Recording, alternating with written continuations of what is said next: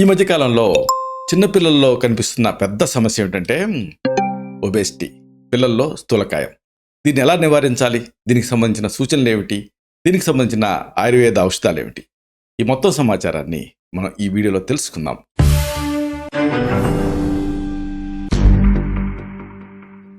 మిత్రులారా, నమస్కారం. నేను మీ డాక్టర్ చిరుమామిళ్ళ మురళీ మనోహర్. ఈ వీడియోలో చాలా ముఖ్యమైన విషయాన్ని మనం తెలుసుకోబోతున్నాం. చిన్నపిల్లల్లో ఒబేసిటీ, దీన్ని ప్రివెంట్ చేసుకునే మార్గాల్ని మనం తెలుసుకుందాం. ఎందుకంటే ఇప్పుడు చాలామంది చిన్నారులు చిన్న వయసు నుంచే బరువు పెరుగుతున్నారు. కోవిడ్ తర్వాత ఈ సమస్య ఇంకా ఎక్కువగా కనిపిస్తుంది. దీనికి ముఖ్యమైన కారణం ఏంటంటే క్యాలరీలు ఎక్కువగా ఉన్న ఆహారం తీసుకోవటం ఒకటి, అలాగే సరైనటువంటి వ్యాయామం చేయకపోవడం అనేది రెండవది. ఇవి రెండే ముఖ్యమైన కారణాలు. Energy intake, energy expenditure balance అవ్వాలి, అది అవ్వట్లేదు. బరువు విషయంలో చిన్నప్పటి నుంచే జాగ్రత్తలు తీసుకోలేదనుకోండి, యుక్త వయసుకు వచ్చేటప్పటికి వాళ్ళు స్థూలకాయల కింద మారేటువంటి ప్రమాదం ఉంది. ఇది తల్లిదండ్రులు గమనించాలి. పిల్లల బరువు విషయంలో తల్లిదండ్రులు ఎలాంటి జాగ్రత్తలు తీసుకోవాలి, ఇది తెలుసుకుందాం. ముఖ్యంగా చెప్పాల్సింది ఆహారం విషయంలో జాగ్రత్తలు తీసుకోవాలి. చాలామంది పిల్లలు సాధారణంగా ఆరోగ్యానికి మంచిది కాదు అని చెప్పినప్పటికీ కూడా అదే ఆహార పదార్థాలని, అవే ఆహారాలని తినడానికి ఇష్టపడుతుంటారు. ఏదైతే వద్దంటామో పెంకిగా అదే కావాలంటారు. ముఖ్యంగా జంక్ ఫుడ్, నూనెతో వేయించినటువంటి ఫ్రైలు, ప్రాసెస్డ్ ఫుడ్, అలాగే షుగర్తో కూడినటువంటి పానీయాలు, ఇలాంటివి ఎక్కువగా ఇష్టపడుతూ ఉంటారు. ఇలాగా ఈ కొవ్వులు, క్యాలరీలు, వీటిని ఎక్కువగా ఉన్న పదార్థాలని బాల్యం నుంచే చిన్నారులకి మీరు పెట్టారనుకోండి, వాళ్ళు మారాం చేస్తున్నారని, టీనేజ్ వచ్చేటప్పటికి అది ఇక సరిదిద్దుకోలేని స్థాయిలో ఆ సమస్య వచ్చేస్తుంది. అంటే ఉండాల్సిన దానికంటే బరువు ఎక్కువ పెరుగుతారు. అయితే ఉండాల్సిన దానికంటే బరువు ఎక్కువ ఉన్నారా లేదా ఎలా తెలుస్తుంది? అంటే ముందు హైట్ని సెంటీమీటర్లో చూసి దాని నుంచి 100 తీసేయాలి. వాళ్ళు ఉండాల్సిన వెయిట్ కిలోల్లో వస్తుంది. ఉదాహరణకు వాళ్ళు 140 సెంటీమీటర్లు ఉన్నారనుకోండి పిల్లలు, దాని నుంచి 100 తీసేయండి, 40 వస్తుంది ఆన్సర్. 40 కిలోలు ఉండాలి. ఇలాంటి ఈ ఆహార పదార్థాల నుంచి వాళ్ళని దూరంగా ఉంచాలి. వాళ్ళు వెళ్ళలేదనుకోండి, కొన్ని రోజులకి ఒకసారైనా తక్కువ మొత్తంలోనే వాటిని తినేలాగా క్రమక్రమంగా డీఅడిక్షన్ లాగా చేయాలి. అంటే కొద్దిగా పెడుతూ పూర్తిగా వాటిని మానేసేలాగా చూడాలి ఆ అన్హెల్దీ ఫుడ్ని. అయితే అది సరే, మరి ఎలాంటి ఆహారాలను ఇవ్వాలి, ఇది కూడా తెలుసుకోవాలి. 1 పండ్లు, 2 డ్రై ఫ్రూట్స్, 3 కొన్ని రకాల కూరగాయలు, ఆకుకూరలు, అలాగే పాలు. వీటి నుంచి చిన్నాళ్ళకి ఎక్కువ పోషక తత్వాలు అందుతాయి. కాబట్టి ఇలాంటివి ఇవ్వండి. చూడండి, పండ్లు మీరు జంక్ ఫుడ్ చేసినంత డ్యామేజ్ చేయదు. ఉదాహరణకు ఒక చిప్స్ ప్యాకెట్ ఓపెన్ చేసి వాళ్ళు మొత్తం తింటున్నారనుకోండి, ఒకటి తిందామని మొదలుపెట్టి మొత్తం తింటారు, రెండోది కూడా తింటారు. అదే పండ్లు మీరు పెట్టండి, ఒక యాపిల్ పెట్టారనుకోండి, రెండోది కావాలని ఎగబడరు.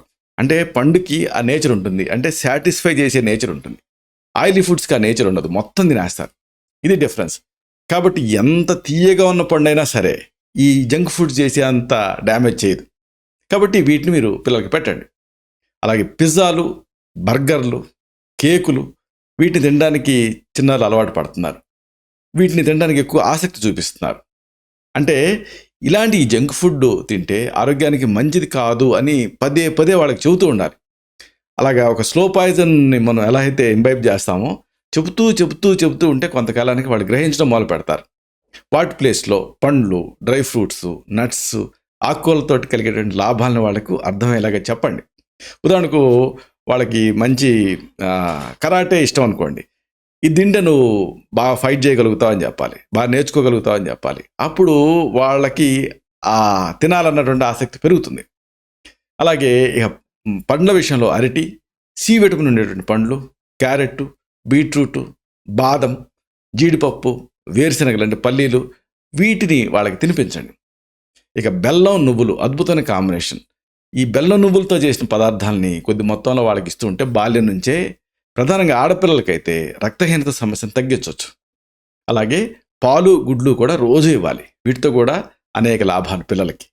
ఇలాగ మంచి ఆహారపు అలవాట్లని బాల్యం నుంచి అలవాటు చేశారనుకోండి, పెద్ద అయ్యేటప్పటికి ఆ స్థూలకాయం బారిన పడకుండా ఉంటారు.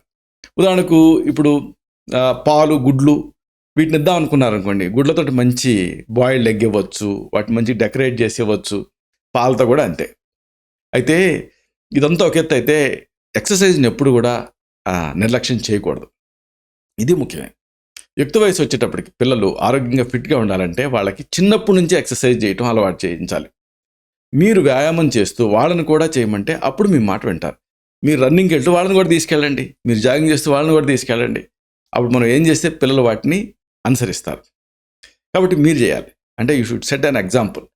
టీనేజ్ పిల్లలు ఆ స్థూలకాయం బారిన పడకుండా ఉండాలంటే వాళ్ళకి ఎక్సర్సైజ్ అనేది చాలా బాగా ఉపయోగపడుతుంది. అయితే ఎక్సర్సైజ్ కెన్ బి ఫన్ అన్నట్టు ఉండాలి. అది వాళ్ళకి ఒక శిక్షలాగా కాకుండా హ్యాపీగా అనిపించాలి. ఎక్సర్సైజ్ని బాల్యంలో నిర్లక్ష్యం చేసి బరువు పెరిగిన తర్వాత వాళ్ళ చేత ఓ కఠినమైన జిమ్ములు చేపిస్తూ, అలాగే ఇంకా శక్తివంతమైన మందులు వాడిస్తూ కొంతమంది తల్లిదండ్రులను చూశాను. దీంతో ఆరోగ్యం దెబ్బతింటుంది, పైగా గాల్ స్టోన్స్ లాంటివి వచ్చే రిస్క్ ఉంటుంది. కాబట్టి చిన్నప్పటి నుంచి ఎక్సర్సైజ్ని అలవాటు చేయించాలి.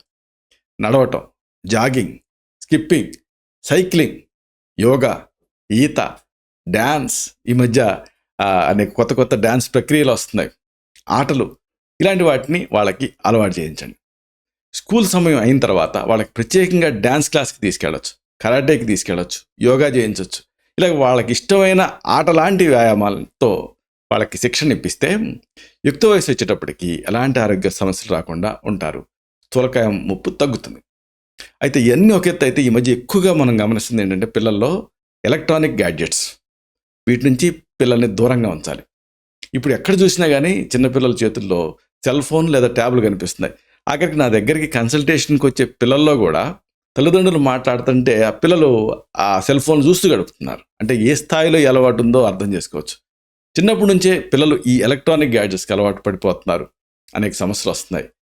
అంటే పిల్లల సమస్య కాదు ఇది, నిజానికి పిల్లల తప్పు కాదు, పెద్దల తప్పు. ఎందుకంటే అల్లరి చేయకుండా ఉంటున్నారు కదా అని అవి ఇస్తూ ఉన్నారు. పెద్దలు ఆ పిల్లల చేతుల్లో ఫోన్లు పెట్టి వాళ్ళ పనులు వాళ్ళు చూసుకుంటూ ఉన్నారు.